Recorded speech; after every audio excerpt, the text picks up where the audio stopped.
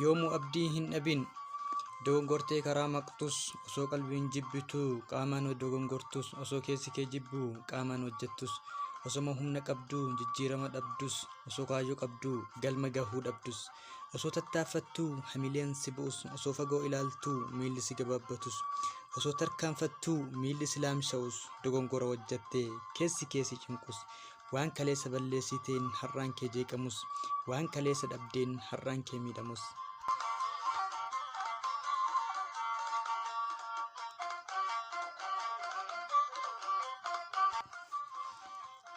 Yeroon ammaa dafii of jijjiirii har'aan kee harawaa hamileen simadhu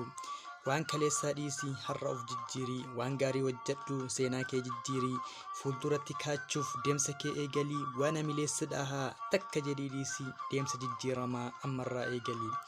waan qabduun eegalii takka jedhii ka'ii amala badaa dhiisii galii kee kunuunsii haala baduu dhiisii gocha kee midhaagsii suutuma tarkaanfachaa deemsa kan kee tolchii. Yeroo gahaa qabdaa ufin ceephaa'inii haala kee ilaaltee ufin tuffatinii duuba kee ilaaltee abdii hin dhabinii duuba kee ilaaltee abdii hin dhabinii.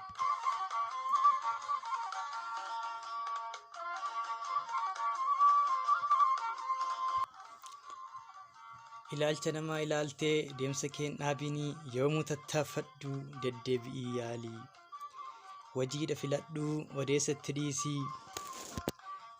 Waan namni siin jedhuun of hin madaalinii dandeettii kee xiinxallii irratti hojjedhu hayyuu namaa ta'ii fageessi ilaalii jecha kee midhaagsii gocha ta'uuf deemaa gocha kee midhaagsii amala ta'uuf deemaa amala kee midhaagsii jireenya murteessaa oolmaa guyyaa keetii tokko midhaagsii hariiroo gaarii uumii nama wajjin jiraadhu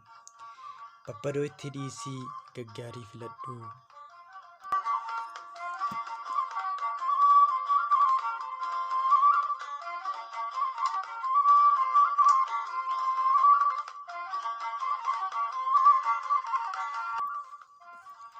Tasgabbii waradhu suuta deemuu barii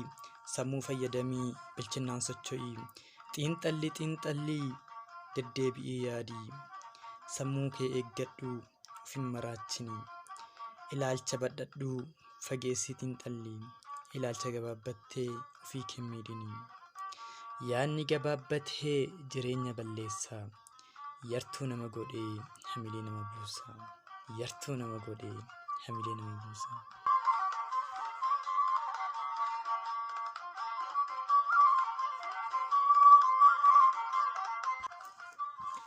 Boqonnaa sammuu kee tasuman dhabinii waan sammuu si jeeqaa tasan fayyadaminii sammuu kee jeeqamnaan jireenya si badaa sammuu kee jeeqamnaan ilaalcha si badaa sammuu kee jeeqamnaan gammachuu kee dhabdaa qabeenya kee guddaa jabeessi eeggadhu kunuunsaan qabachaa malaan fayyadamii kunuunsaan qabachaa malaan fayyadamii.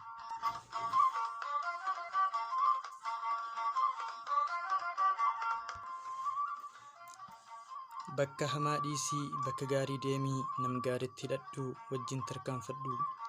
karoora baafadhu karooran socho'i dhadhama'aa taatee ufin dhamaasinii bitaa fi mirga kee ilaallachaa deemii bakka kaleessa kuftetti lammatan kufinii waan dur balleessite ittiin deebi'inii sirraawi garatti deebi'i amma carraa qabdaa carraa kee hin gubinii amma carraa qabdaa carraa kee hin gubinii.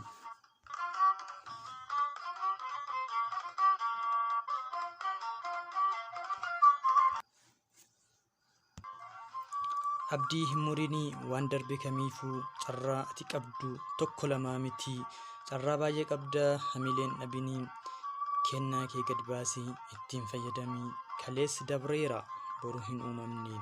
guyyaan qabdu har'aa jalaan gubinii ufii kee jijjiirii jireenya jijjiirii adeemsa jijjiirii har'a haala kan kee tolii amala kee tolchii abdii kee cimsachaa nama kaayyoo ta'ii abdii kee cimsachaa nama kaayyoo ta'ii akkamitti teettaa harka kee marattee sammuu ajaa'ibaa kana osoo qabdu yeroo qaalii tanatti akkamiin taphattaa humna siif kennamee akka tasaa miti tattaaffattee kaatee akka mo'attuu fi harka keellaatinii duubatti ittifamtaa ati of xinneessinaan eenyu tolsi qabaa ati of xinneessinaan eenyu tolsi qabaa.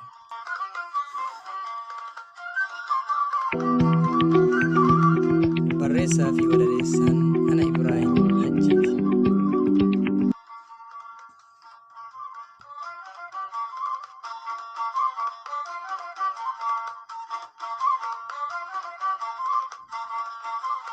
Galatooma qomoo koo naaf jiradha.